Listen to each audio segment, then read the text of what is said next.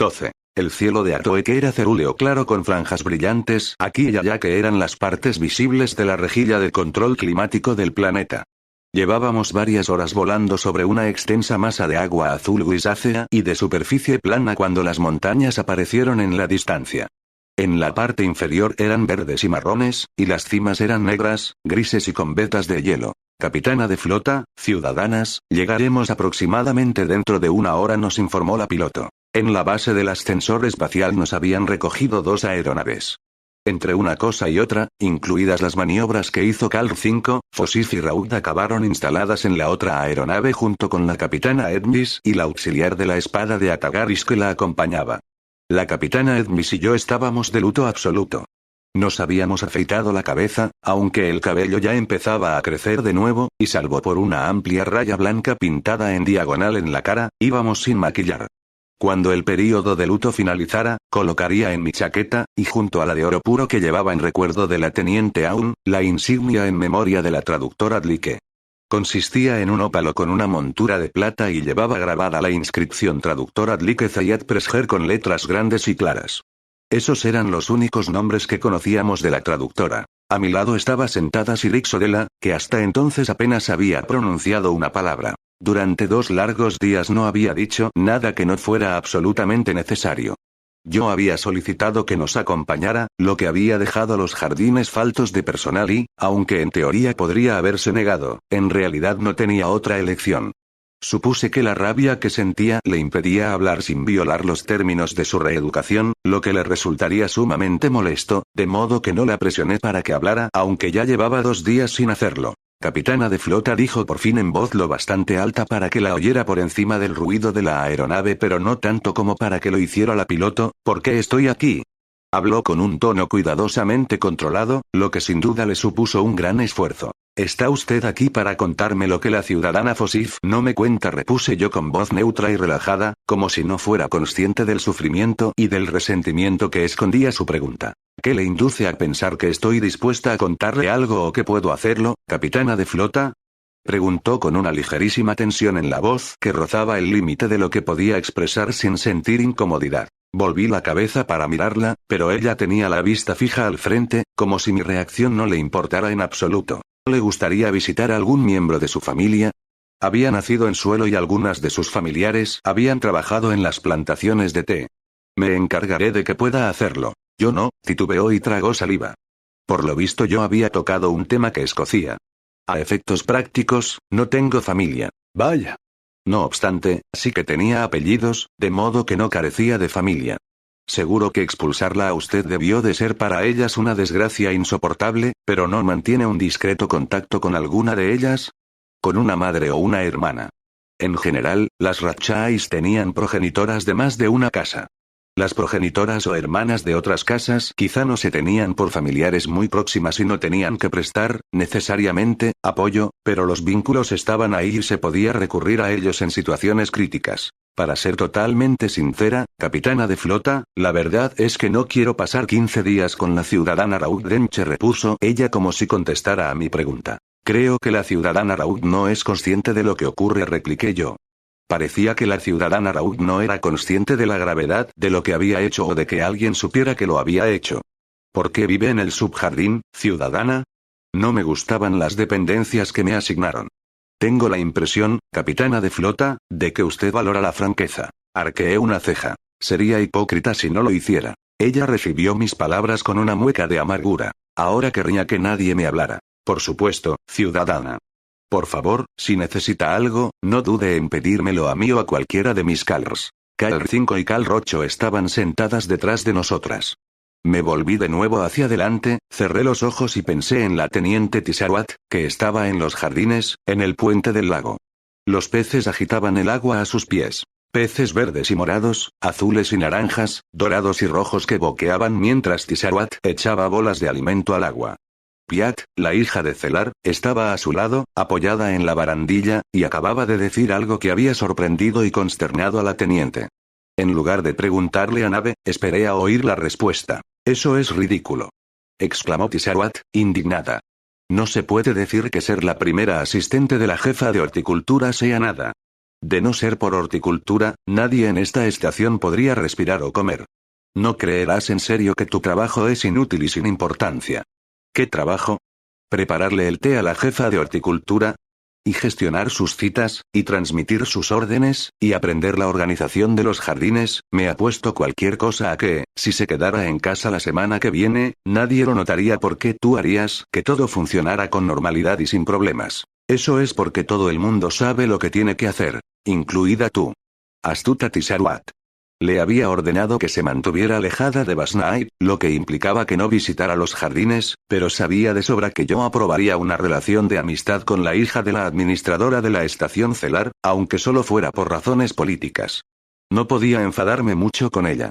El horror que le producía la falta de consideración de Piat por su propia valía era obvio y sincero, y no había tardado nada en salir en su defensa.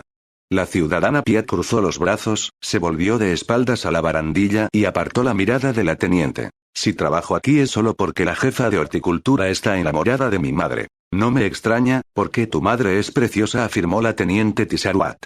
Yo presenciaba la escena a través de los ojos de Tisharuat, de modo que no vi la expresión de Piat.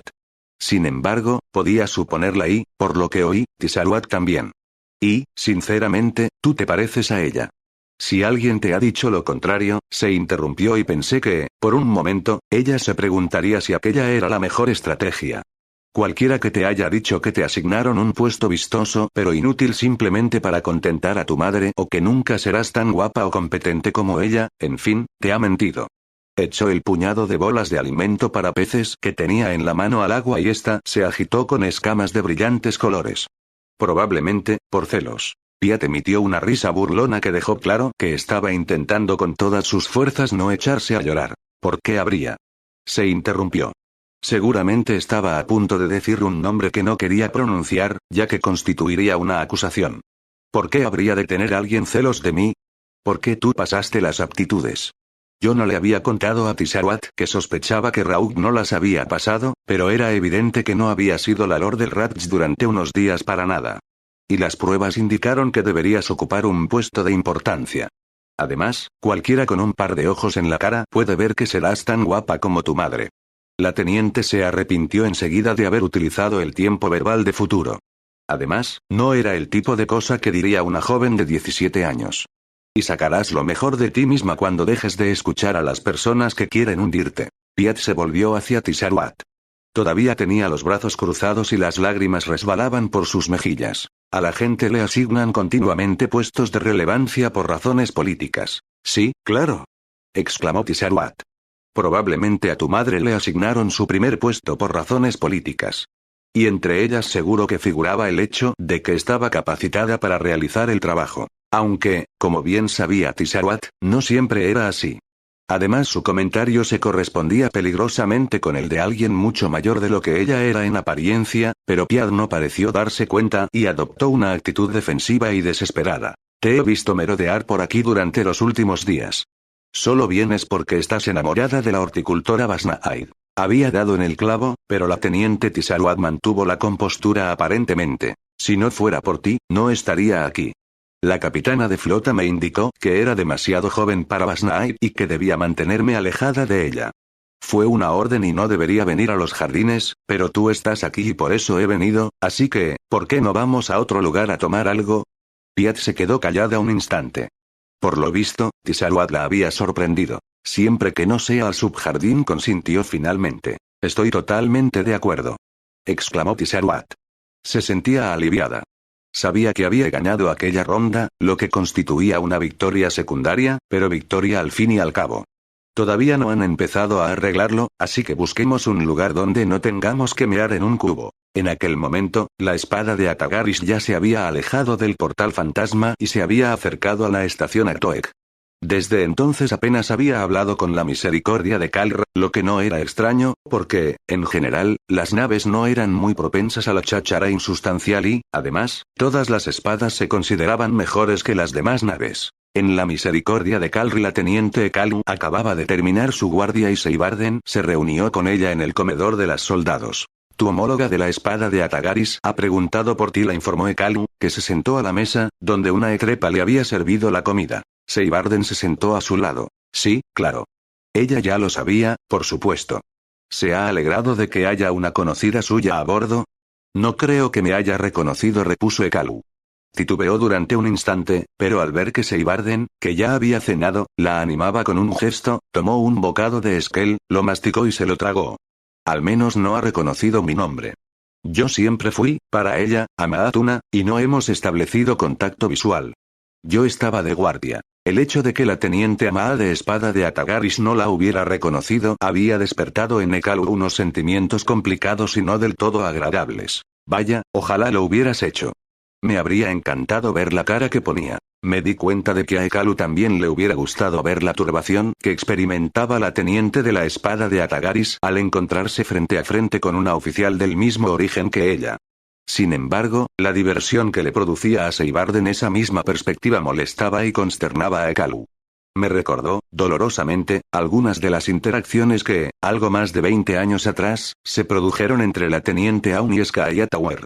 Nave me sugirió a través del oído mientras yo seguía acomodada en el asiento de la aeronave. Hablaré al respecto con la teniente Seibarden. Pero yo no estaba segura de que podía decirle Nave que ella entendiera.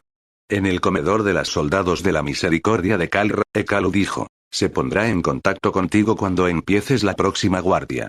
Ahora que la espada de Atagaris estará cerca, está decidida a invitarte a tomar un té. No podéis prescindir de mí, declaró Seibarden con fingida seriedad.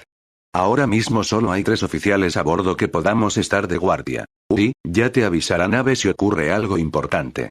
Exclamó Ekalu con sarcasmo y desdén. En el puente de mando, Médico dijo. Tenientes, les informo de que parece haber surgido algo del portal fantasma. ¿De qué se trata? Preguntó Seibarden, levantándose de la mesa. Ekalu siguió comiendo, pero pidió una imagen de lo que Médico estaba viendo. Es demasiado pequeño para verlo bien hasta que esté más cerca, me comunicó Nave mientras volaba sobre la masa de agua a Toeki.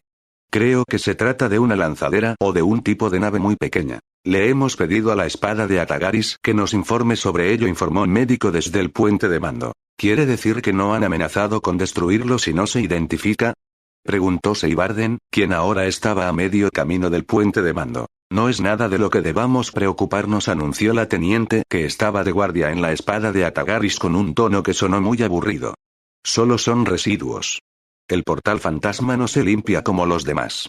Alguna nave debió de estallar en él hace mucho tiempo. Le pido disculpas, replicó Médico secamente justo cuando Seibarden entraba en el puente de mando, pero teníamos entendido que no había nadie en el otro extremo de ese portal y que nunca lo había habido. A veces alguien viaja hasta allí porque ha hecho una apuesta o por diversión. Pero esta nave no ha viajado allí recientemente. Como pueden ver, es muy vieja. La recogeremos. Es lo bastante grande para suponer un peligro. ¿Por qué no la desintegran sin más? Preguntó Seibarden. Nave debió de transmitir sus palabras a la espada de Atagaris, porque su teniente contestó. Bueno, ya sabe, hemos detectado casos de contrabando en el sistema, así que siempre comprobamos ese tipo de naves. ¿Y qué pueden estar sacando de contrabando de un sistema deshabitado? Preguntó Médico. Bueno, no creo que saquen nada por el portal fantasma, pero, en general, ya sabe, lo habitual. Medicamentos ilegales, antigüedades robadas, respondió con despreocupación la teniente. Por las tetas de Aap. Blasfemó Seibarden.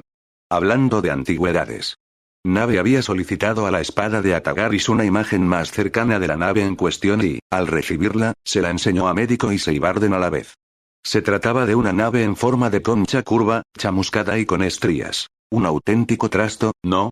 Comentó la teniente de la espada de Atagaris. Estúpida ignorante. Exclamó Seibarden cuando la espada de Atagaris ya había cortado la comunicación. ¿Qué les enseñan hoy en día en las escuelas de oficiales? Médico se volvió hacia ella. ¿Me he perdido algo, teniente? Eso es un módulo de provisiones de una lanzadera militar, nota y explicó Seibarden. ¿En serio no lo reconoce? Las Ratchais a menudo pensaban que el Ratch albergaba un solo tipo de personas que hablaban un único idioma, el Ratchai, pero el interior de una esfera Dyson es vasto y, aunque hubiera empezado siendo de esa forma, lo cual no era cierto, con el tiempo habría cambiado. Muchas de las naves y las capitanas que se habían opuesto a la expansión de Anaander eran Notais. No, admitió Médico, no lo reconozco. A mí no me parece muy Notai. Y tampoco parece un módulo de provisiones, aunque sí que parece antiguo. Mi casa de origen es Notai. Lo era. La casa de Seibarden fue absorbida por otra mientras ella estuvo en suspensión durante 1000 años.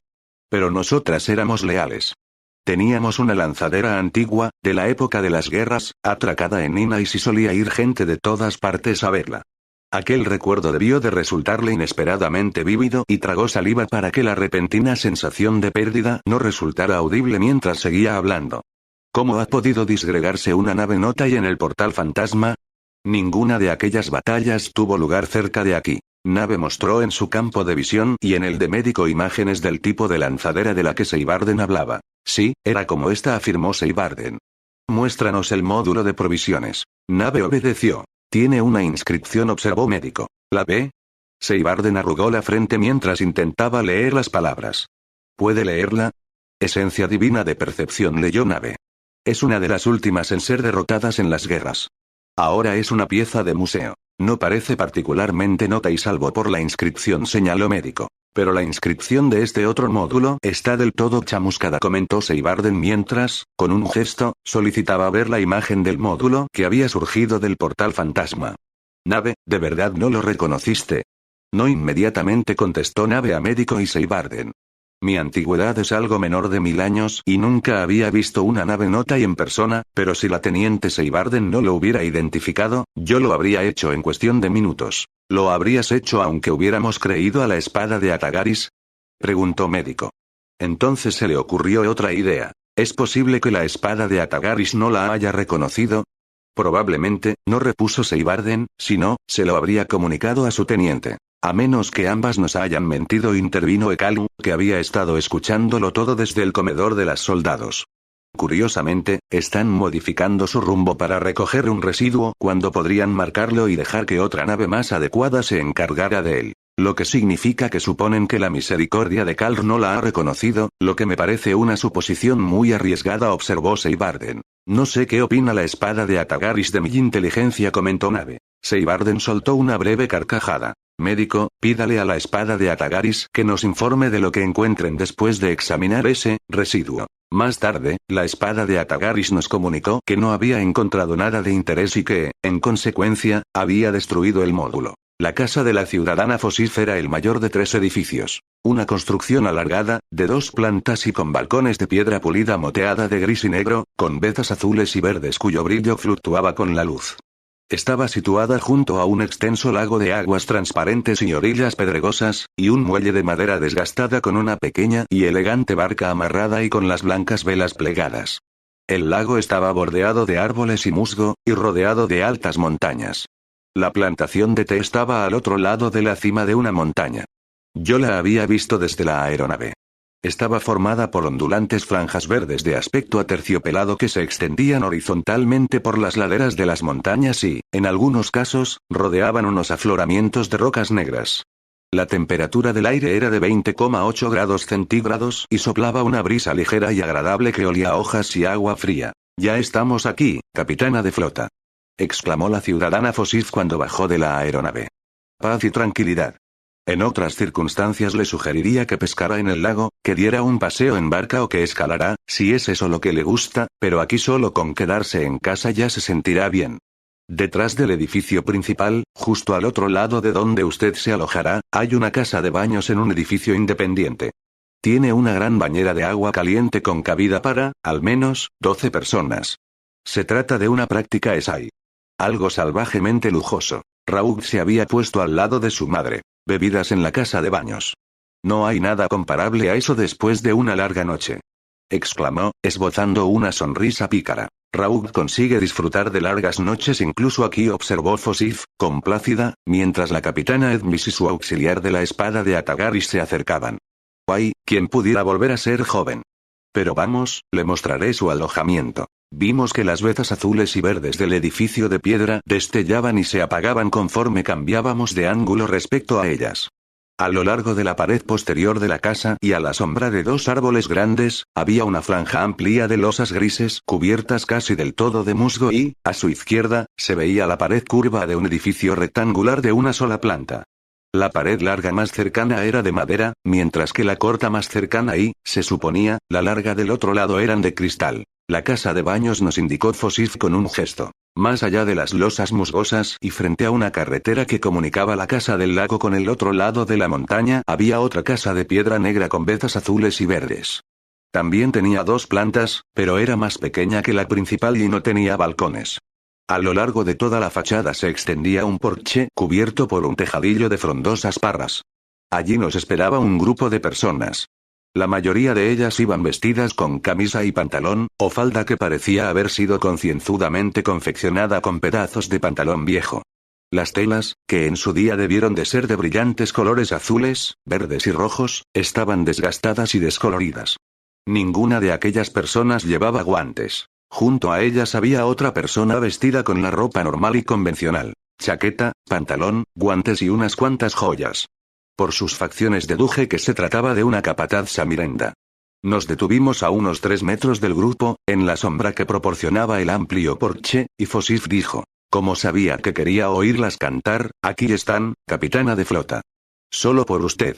La capataz se volvió de espaldas a nosotras y se dirigió a aquellas personas en Ratchai con voz clara y alta. «Vamos, cantad». Una de las personas de más edad del grupo se inclinó hacia la persona que tenía al lado y le susurró en Delsikh: «Te dije que no era la canción adecuada». Algunas hacían gestos y murmuraban bajo la atenta y algo inquieta mirada de la capataz, que, aparentemente, no comprendía la causa del retraso. Entonces se produjo un suspiro colectivo y empezaron a cantar. «Oh, tú, que vives protegida por Dios, que vives todas tus vidas a su sombra». La conocía todos sus versos y todas sus estrofas. La mayoría de las valskayanas de habla del sigla cantaban en los funerales. Era un gesto con intención de consolar. Aunque no supieran la razón de que estuviéramos allí, sin duda habían visto que tanto la capitana Edmis como yo llevábamos la cabeza rapada y una raya blanca de duelo pintada en diagonal en la cara. Aquellas personas no nos conocían y probablemente no sabían quién había muerto. Nosotras representábamos las fuerzas que las habían conquistado, las habían arrancado de sus hogares y las habían llevado a trabajar a aquel planeta. No tenían ninguna razón para preocuparse por nuestros sentimientos. No tenían por qué pensar que alguna de nosotras sabía el suficiente del SIG para entender la letra de la canción. Y, aunque lo hiciéramos, no tenían por qué esperar que comprendiéramos la importancia de la canción. Las canciones como aquella estaban cargadas de significado simbólico e histórico y conllevaban un gran peso emocional, pero solo para alguien que, para empezar, fuera consciente de ese significado. En cualquier caso, la cantaron. Y cuando acabaron, la persona de más edad hizo una reverencia y dijo en un Ratchai perfectamente comprensible, aunque con marcado acento: «Ciudadanas, rezaremos por la persona que habéis perdido». «Ciudadanas», contesté también en Ratchai, porque no estaba segura de querer que nadie supiera que hablaba del SIG, al menos de momento. «Estamos muy conmovidas y les agradecemos la canción y sus oraciones. La capitana de flota os da las gracias. Ahora marchaos», ordenó la capataz despacio y con voz potente. «Espere». Me volví hacia Fosif. ¿Quiere hacerme el favor de darles a estas personas algo de comer y beber antes de que se vayan? Fosif parpadeó perpleja y la capataz me miró fijamente y con franca incredulidad. «Tengo ese capricho. Si, de algún modo, le parece inconveniente, estaré encantada de pagárselo. Lo que tenga más a mano. Té y unos pasteles, quizá». Supuse que tendrían esas cosas en la cocina de un lugar como aquel. Fosif se recuperó de la sorpresa. «Por supuesto, capitana de flota». Le hice un gesto a la capataz, que seguía impactada por mi petición, y ella se alejó con las trabajadoras de la plantación. La planta baja del edificio en el que nos alojaríamos estaba formada por una sala amplia y diáfana, que era en parte salón y, en parte, comedor. La zona del salón contenía grandes y mullidos sillones, y mesitas auxiliares con juegos de mesa y fichas de colores brillantes. Comimos sopa de tofu y huevos al otro lado de la habitación, en una mesa larga con sillas artísticamente disparejas y situada junto a un aparador lleno de fruta y pasteles. La luz que entraba por las pequeñas ventanas que bordeaban el techo se había vuelto mortecina por la caída del sol y la aparición de unas nubes. La planta superior estaba formada por habitaciones comunicadas por estrechos pasillos y cada dormitorio contaba con un salón anejo, ambos decorados con colores cuidadosamente coordinados. Los míos eran de apagados tonos naranja y azul y la cama estaba meticulosamente hecha, con mantas suaves y gruesas. Supuse que todo estaba pensado para que se viera usado y descolorido y resultara confortable.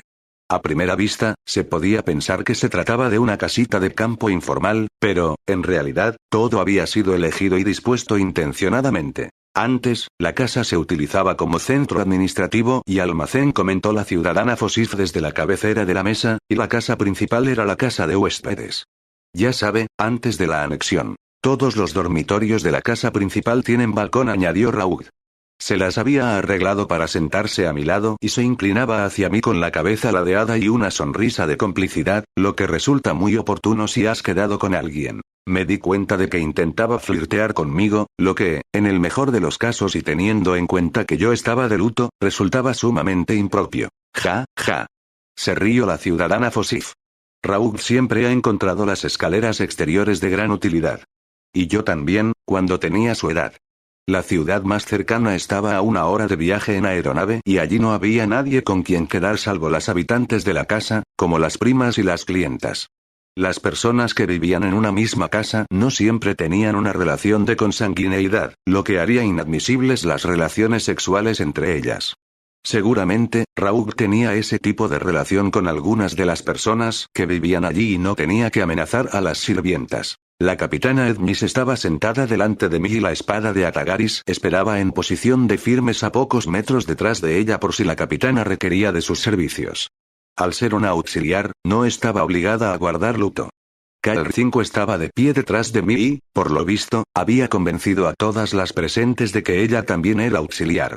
La ciudadana Sirix, por su parte, estaba sentada y en silencio a mi lado. Las sirvientas de la casa eran en su mayoría samirendas, pero también había unas cuantas esais y yo había visto a varias valskayanas trabajando en los jardines. Noté un leve y casi imperceptible titubeo en las que nos acompañaron a nuestras habitaciones y sospechaba que, si no hubieran recibido instrucciones en sentido contrario, habrían conducido a Sirix a las dependencias del servicio. A pesar de que habían transcurrido 20 años desde la última vez que estuvo en suelo y no era de aquella zona, sino de otra situada a 100 kilómetros o más de allí, era posible que alguien la hubiera reconocido. Las tutoras de Raúl siempre encontraron aburrido este lugar, dijo Fosif. Las aburridas eran ellas. Exclamó Raúl, y declamó con una voz nasal y cantarina. Ciudadana, dinos con versos trisílabos y oxítonos en qué sentido Dios es como una pata. La capitana Edmis se rió. Yo siempre intentaba hacerles la vida más divertida, continuó Raúl, pero ellas nunca lo valoraron. La ciudadana Fosif también se rió, pero yo, no. Les había oído hablar de aquel tipo de diversiones a mis tenientes y conocía la tendencia de Raúl hacia la crueldad. ¿Puede explicarnos en verso en qué se parece Dios a una pata? Le pregunté. Yo no creo que Dios se parezca en nada a una pata, afirmó la capitana Edmis, envalentonada por mi aparente tranquilidad de los últimos días. ¿En serio? ¿Una pata?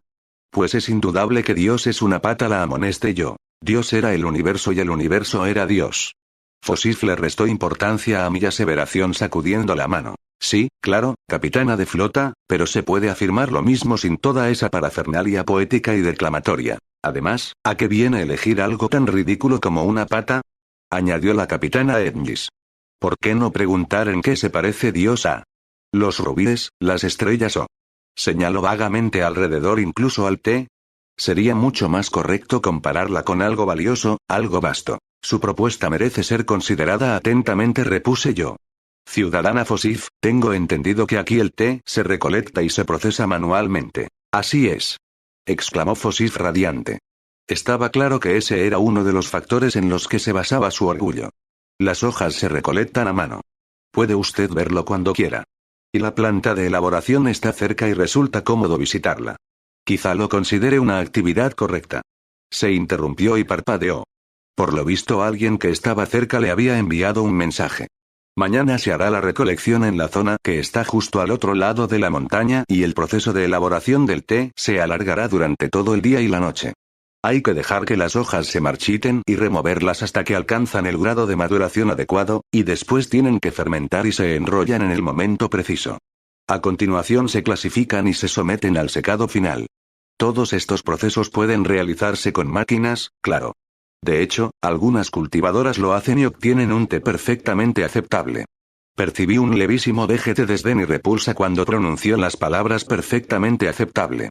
Es el tipo de té de buena calidad que se puede encontrar en las tiendas, pero el de recolección manual no se encuentra. El té de Fosif, el hija de peces, solo podía conseguirse si alguien te lo regalaba o comprándoselo directamente a ella para regalárselo a otra persona. En el Ratch se utilizaba el dinero, pero muchas compras no se realizaban con dinero, sino en forma de trueque. La ciudadana Fosif no cobraba mucho, si es que cobraba algo, por su té, al menos en teoría. El objetivo de todos aquellos campos verdes que habíamos sobrevolado, de todo aquel té y del elaborado proceso de producción no era maximizar el rendimiento, no. El objetivo del hija de peces era el prestigio. Eso explicaba que, aunque había plantaciones más extensas en Atoe cuyo rendimiento, a primera vista, parecía mucho más elevado, la única cultivadora que se había atrevido a dirigirse a mí tan abiertamente era justo la que no vendía el té que producía. Supongo que se necesita una sensibilidad especial para la recolección y la producción manual, dije. Sus trabajadoras deben de ser tremendamente hábiles. A mi lado, la ciudadana Sirix tosió casi imperceptiblemente porque la última cucharada de sopa se le había atragantado. Lo son, capitana de flota, lo son. Por eso nunca las trataría mal. Las necesito demasiado. De hecho, ellas también viven en una antigua casa de huéspedes. Está a pocos kilómetros de aquí, al otro lado de la montaña. La lluvia golpeó los cristales de las pequeñas ventanas. La estación Atoeg me había contado que en suelo solo llovía de noche y que siempre paraba a tiempo para que las hojas se secaran antes de la recolección matutina. ¡Qué detalle por su parte! Repliqué con voz monótona. Me levanté al amanecer, cuando el cielo era de color azul claro y rosa perlado, y el lago y el valle seguían en sombras. El aire era fresco, pero no frío. Hacía más de un año que no disponía del espacio suficiente para salir a correr, lo que hacía con asiduidad cuando vivía en la Tetra Daitran, donde el deporte era una cuestión de devoción religiosa y los ejercicios previos a los juegos de pelota consistían en una oración y una meditación. Me sentó bien volver a correr, aunque en Atoeg nadie practicaba aquel deporte y, probablemente, ni siquiera sabían que existía. Tomé el camino que conducía a la montaña y corrí sin prisa, pendiente de la cadera derecha, porque me había hecho daño un año atrás y no se había curado del todo bien. Al pasar al otro lado de la montaña oí que alguien cantaba. Era una voz fuerte y el tono que empleaba tenía como objetivo retumbar en las moles de roca y llegar al otro extremo del campo, donde había unas trabajadoras con un cesto al hombro recolectando hojas de unos arbustos que les llegaban a la cintura. Al menos la mitad eran niñas. La canción, en Delsig, era el lamento de la protagonista porque la persona a la que amaba estaba entregada a otra.